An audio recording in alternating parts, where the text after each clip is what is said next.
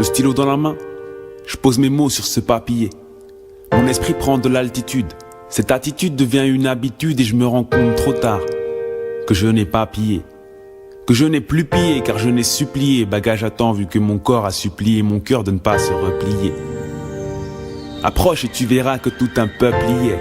C'est vrai, j'avoue que ses racines sont un peu pliées, mais que veux-tu? Ma vie est comme cette étincelle, brillant telle celle d'un tout jeune peuplier.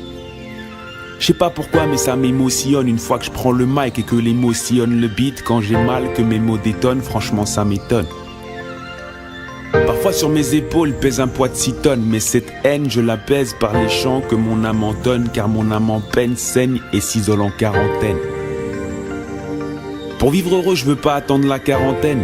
D'ici là j'aurais connu bien plus de 40 peines et vécu 10 fois plus que 40 scènes. Car en scène, j'interprète le rôle de l'artiste, alias l'homme jamais laxiste, toujours pacifiste, qui tente de manier l'art triste avant l'arthrose. Dans ce monde où trop peu d'ose, faute de trop peu de pauses, beaucoup d'entre eux causent mais très peu osent se différencier. Parce qu'être différent c'est gênant, ça crée un sale effet, je sais que ça les fait.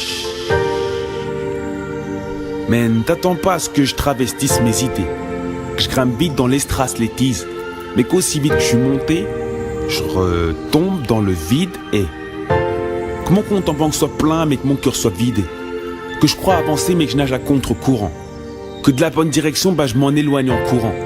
Parce qu'on vit dans un monde où trop de gens tentent de vivre mais ne sont que ivres, tentent d'atteindre la rive, ne croient pas en leurs rêves et comme la vie est brève, très peu y arrivent. Tout compte fait, je ne suis qu'un simple protagoniste, surnommé l'artiste, conscient que cette peine universelle nous unit tous vers celle qui viendra éteindre la dernière étincelle, sans aucun prétexte ni aucun signal. À la vie comme à mon texte, elle viendra marquer